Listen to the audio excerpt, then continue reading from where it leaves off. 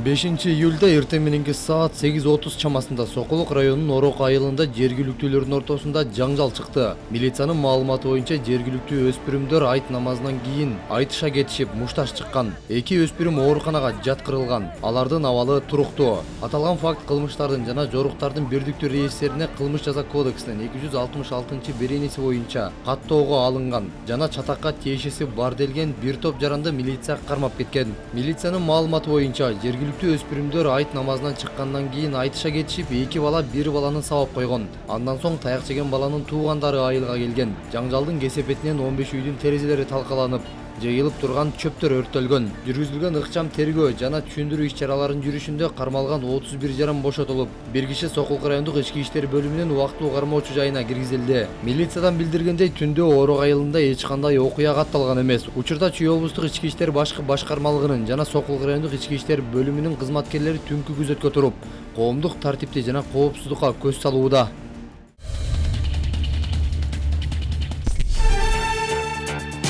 2003-жылы туулган Мукашев Марлис Койчуманович изделүүдө. Ал үстүбүздөгү жылдын 13-май күнү өзүнүн үйүнөн чыгып кеткен бойдон ушул күнгө чейин кайтып келген эмес. Кимдегин бул сүрөттөгү баланы көргөн же анын кайда жүргөндүгү тууралуу маалымат билсе, жакынкы милиция бөлүмдөрүнө же экрандагы телефон номерлерине чалып кабарлап коюңуздарды өтүнөбүз. Бишкекте айт намазы окулган эски аянтка тапанча, бычак жана кайчы алып кирүүгө аракет кылгандар кармалды. Бул тууралуу шаардык милициянын маалымат кызматы билдирди. Коомдук тартипти сактоо максатында жүргүзүлгөн иш-чаралар учурунда Октябрь райондук ички иштер башкармалыгынын 4-бөлүмүнүн кызматкери травматикалык тапанча жана сайуучу, кесүүчү буюмдарды алып кирүүгө аракет кылды делген 2 жаранды кармады. Аларды териштирүү иштерин жүргүзүү үчүн 1-май райондук ички иштер бөлүмүнө алынып келди. Учурда жарандардын өздүктөрү жана кандай максатта мындай куралдарды алып жүргөндүгү тууралуу такталууда. Шаардык милициянын берген маалыматы боюнча майрамдык айт намазына 50 миңден ашык киши келген. Ал эми алардын коопсуздугуна 2 миңден ашык милиция кызмат кылган.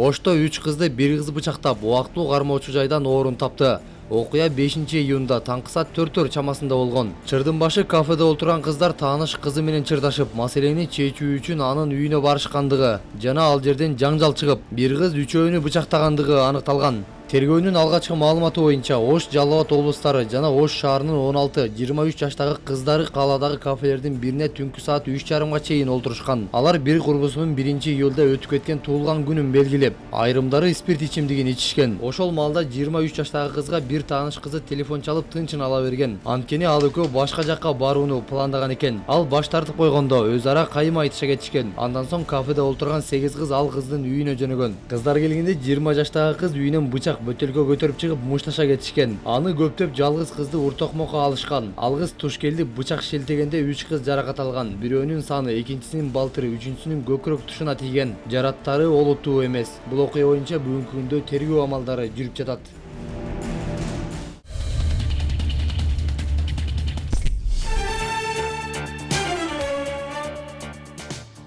Айтбек Адылбеков 24 жашта боордун алевококоз оорусуна чалдыгып, тез аранын ичинде операцияга муктаж. Бирок ал үчүн $50 000 талап кылынууда. Мындай чоң суммадагы акча каражаты бейтаптын жакындарын таба албай жаткандыктан кайрымдуу мекендештерден жардам сурап кайрылууга аргасыз. Мындай кыйынчылыкка кептелген жердешибиздин ден соолугуна кайдыгер карабай, жардамга кол сунган жарандар болсо экрандагы телефон номерлер аркылуу байланышып, көмөк көрсөтүүңүздөрдү өтүнөбүз.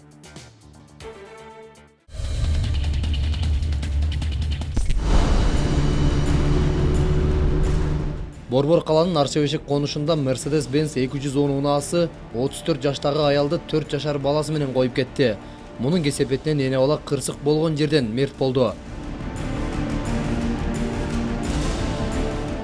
Окуя 1-июнда кечки саат 11 чамасында Шералиев көчөсүндө болуп, айдоочу жабырлануучуларга жардам бербестен из жашырып кеткен. Бул боюнча дароо ыкчам иштери жүргүзүлүп, шаардын бардык кирип чыгуучу жолдоруна блокпосттор коюлду. Мерседес үлгүсүндөгү авто унаалардын бардыгы токтотулуп, тыкыр текшерүүгө алынып жатты.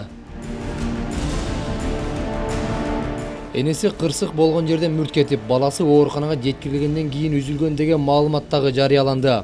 Mercedes-Benz 210 үлгүсүндөгү автоунааны 19 жаштагы жигит айдап бара жаткан. Кийинчерээк ал күнөөсүн мойнуна алып, милицияга өзү келди. Автоунаа айып короосуна киргизилип, тергөө иштери жүрүп жатат.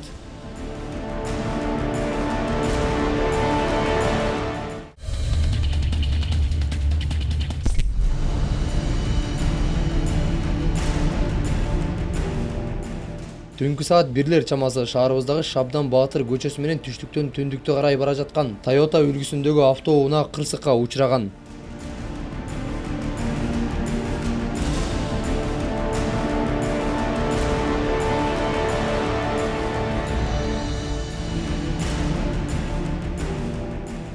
Күбөлөрдүн айтымында айдоочу жалгыз болгон, катуу ылдамдык менен келип, жол ортосундагы тосмолорду бир канча метрге чейин түбөрдү менен шыпырып кеткен. Айдоочунун буту сынгандыгы айтылууда. Машина кайсы тараптан келип калды ошондо?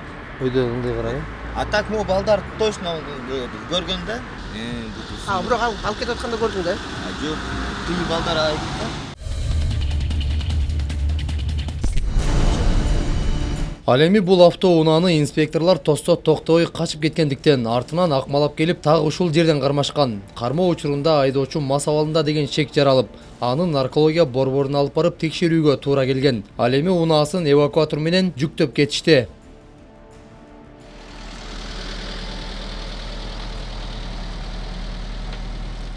Айдоочу мас абалында унаа башкарып жүргөндүгү аныкталды. Инспекторлордун айтымында биздин чыгармачыл топ келгенге чейин баш ийбестик көрсөтүп жаткан. Концов пунктка келип токтоду. Анан ошол басма документин сурап жит келди. Подозрение наркология алып келип, башында баш ийбестик көрсөткөндүктөн жолдо өтүп бараткан патруль наряд 102 балдары алып келип беришти. Наркологияны өтүп берди. Бул жерде турат өзү.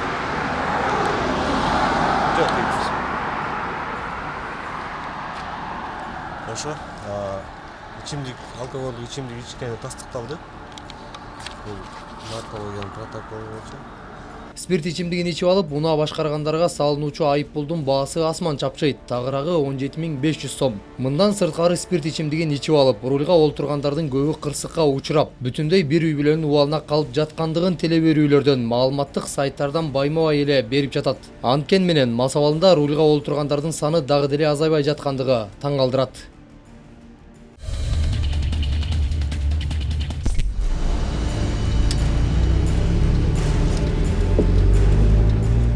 Ал эми бул Forester үлгүсүндөгү автоунаанын айдоочусу инспекторлорго баш ийбей жатат деген маалымат менен биз да бул жерге келип калдык. Биз келгенче чындап эле бир топ талаш тартыш болсо керек.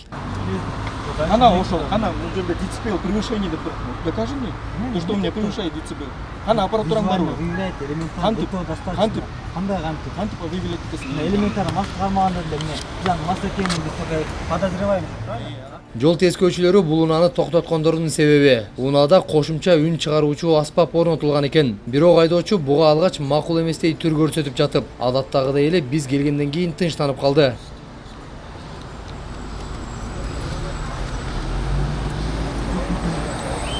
Штрафа 3-й категории. Ана мен мантып атпаймын. Түшүндүрүү иштерин жүргүздүк азыр. Биз кайда отурмуз?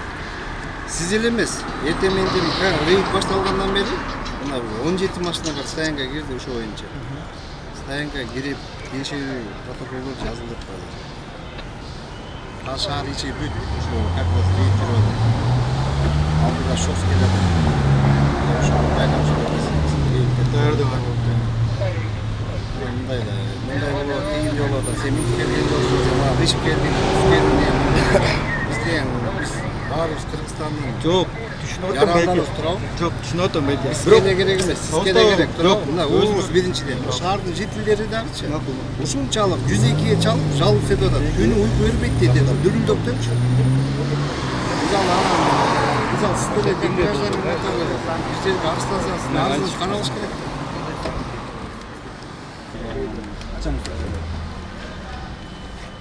Прям эртең деп атам, ушу сатылышына калган. Давай без качан кыласыз? Бир топ убакытка чейин талаш тартышып олтурушуп, айдоочуга болгону эскертүү гана берилди. Ал эми бул BMW үлгүсүндөгү унааны токтоосуз эле айып короосуна алып кетишти. Буга айдоочу албетте нааразы. Алдын ала эскертме берсе бир жөн дейт ал.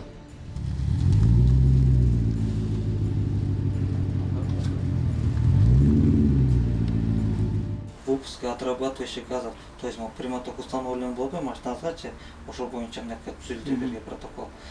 Статья болсо мынакей 123 прим. 1 часть 2. Приматок просто сіз қант білдіңіз, ошол интересный башка жерден Россияда чындык өзүнүн немеси бар да. Децибел меткен. Децибел эметкен. О. А силер мынтип көп эле газовать эткен, мен газ жектим, приматок дейм да. Беринде визуально определяем. Анан дальнейшем берден болсо станкага кирип атпайбы машинаңызчы. То есть берден экспертиза өтүлөт. То есть измеритель менен сиздин эсептейт дисциплинаңыз канча экенин. Ошол боюнча машина станкага коюлуп атат. Протокол менен тааныштыңызбы? Просто сразу койсо ошондо кичине Эгер экспертизадан ошол мерчем чыкпай калсачы? Иә. Ошол мерчем чыкпай калсачы? Жок, мындан чыгат, однозначно чыгат, 100%. Жок, мен сиздин кармаган жериңи мага түшүнбөй атат да просто. Көзүңөр менен карагачы, ушул мага непонятно. Элементарно мындай эле мас адамдычы, мас тосуп калган адам мас экенин. Биз подозревать этебиз. Наркология апарганда освидетельствование чыгып атат. Состояние алкогольного опьянения примерно ошондой берди ошондой эле жактан. Бул жерде еш жакка апарбай эртең бирсүңдү өтпөйсүз. Сиз даже өзүңүз билбейсиз качандыгыңызды айтып. Кандай качан? Мен четко ясно билем. Биятназ материал өткөрүп беребиз. Ошол боюнча адын практикадан териштирүү иштери жүрөт. Болду ошондон боюнча эле. Эртеңиз айтпайбы ошону? Мен материал өткөрүп берем да. Эртең басып сен иштейсизби? Иә. Биз барабыз, адын практикадан кабылдап турган жер алар жумасына 7 күн иштейт. Түшүнүктүү.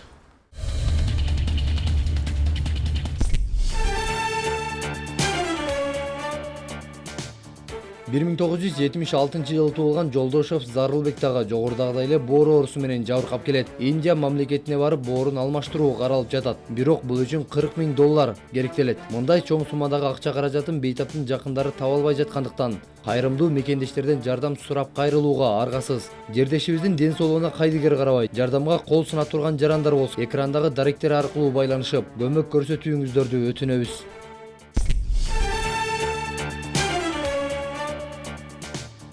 Айтбек Адылбеков 24 жашта боордун алевококоз оорусуна чалдыгып, тез аранын ичинде операцияга муктаж. Бирок ал үчүн $50,000 талап кылынууда. Мындай чоң суммадагы акча каражаты бейтаптын жакындарын таба албай жаткандыктан кайрымдуу мекендештерден жардам сурап кайрылууга аргасыз. Мындай кыйынчылыкка кептелген жердешибиздин ден соолугуна кайдыгер карабай, жардамга кол сунган жарандар болсо экрандагы телефон номерлер аркылуу байланышып, көмөк көрсөтүүңүздөрдү өтүнөбүз.